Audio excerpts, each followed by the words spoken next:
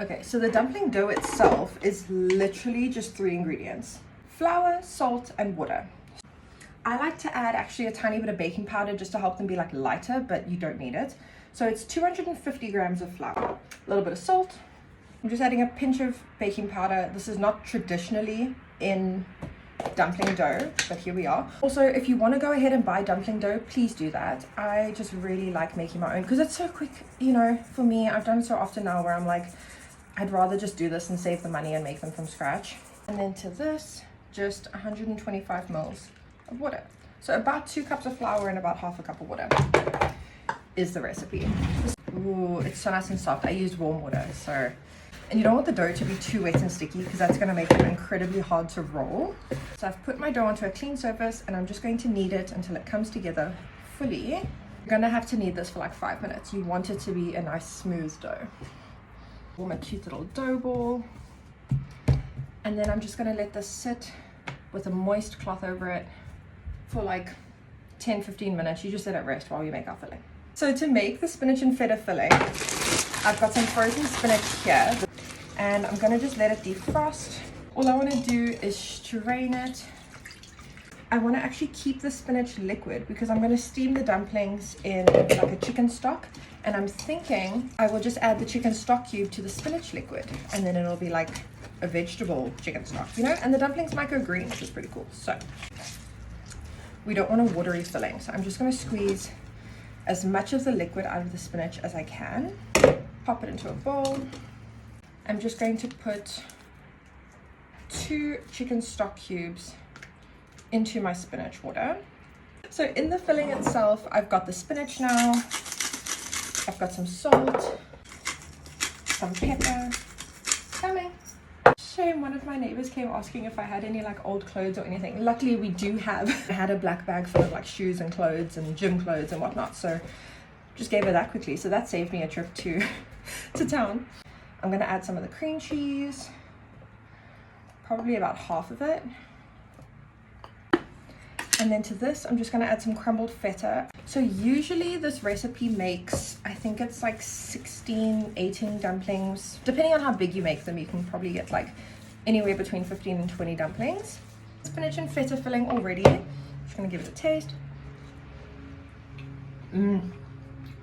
I portioned out all of the dough I just rolled it into a cylinder and cut it up into 18 pieces because we're going to roll them out like this, just as thin as we can. Use a little bit of flour to help your surface be non-stick, but also not so much flour that your dumplings end up dry. So you can see the dough's got a nice like stretch to it. It's not gonna break apart on you. And then I just take a cookie cutter. This one is 98 millimeters, if that means anything to anyone. And there's our little dumpling wrapper. So we're just gonna make a bunch of these and then we're gonna fold them, and make dumplings. You can keep all of your offcuts. They're gonna be a little bit tougher, obviously, than the soft, fresh dough, but you can roll it up, make flatbreads with it. You can make more dumplings with it. It's just a little bit harder to roll out. So all we're gonna do is place the dumpling wrapper in our hand. I like to just paint around the edges with a bit of water. This just helps them seal. And then I'm just going to place a little bit of dumpling filling on the inside. You don't want them to be too stuffed so that they're hard to fold. Rather just put in less filling and make more dumplings. So how I usually do them, I'm going to show you that first, is make a little half moon. So I pinch it at both sides, squeeze it all the way to the end. Try and squeeze out some of the air as you go, but I just squeeze it all the way around. Once I've sealed it all the way around the edges, I just go in and fold it like a calzone. Just folding the dough over onto itself all the way to the end. And that's usually how I make my little pot sticker dumplings. I do want to try a new way of folding today though. So we grab a new wrapper, paint it all the way around the edges. I watched a video on how to do this, but I don't really know. So they pinched on one side and then they just carried on, they kind of just like carried on pinching all the way around. I mean, it's kind of working. Wait, I'm kind of doing it. This is the first time I'm doing this. Sorry, I'm like amazed. This is so cute. Okay, it's, oh, okay. Okay, not so cute. It was cute. I don't really know. I'm gonna try again. I am racing against ESCOM and load shedding right now, so I think I'm gonna make them the way I normally do for now, and then later I will play around with different folding methods. I need to hurry up a little bit here.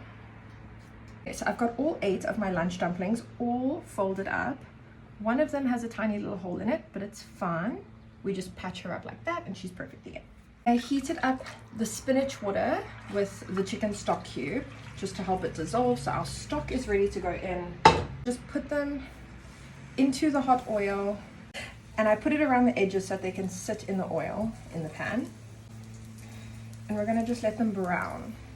Okay, these are browning beautifully, so I'm just gonna flip them all over. That's what you want, that beautiful golden on each one. Just gonna flip each one over.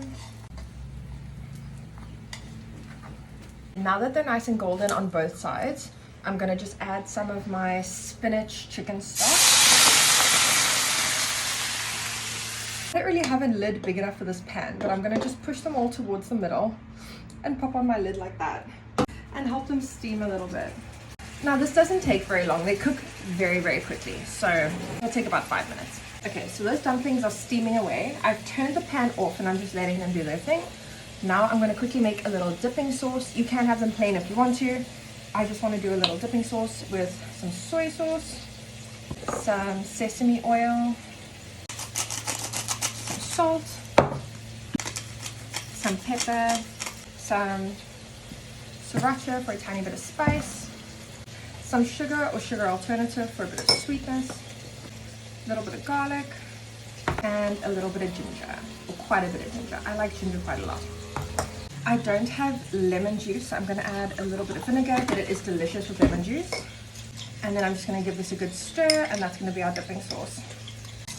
Okay, all of the stock has completely evaporated and soaked into our dumplings. They did go kind of green because I used the spinach, you know, the spinach water in the stock, which is expected. I think it's really cute. And there we have it, some homemade spinach and feta dumplings with a bit of a dipping sauce. I'm going to go right in. I'm going to try one plain first on its own.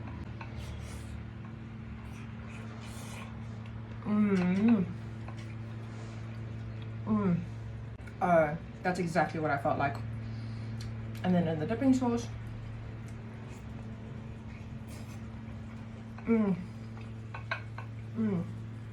This is the one that didn't fold too well, but I promise you he's going to be just as delicious as the others.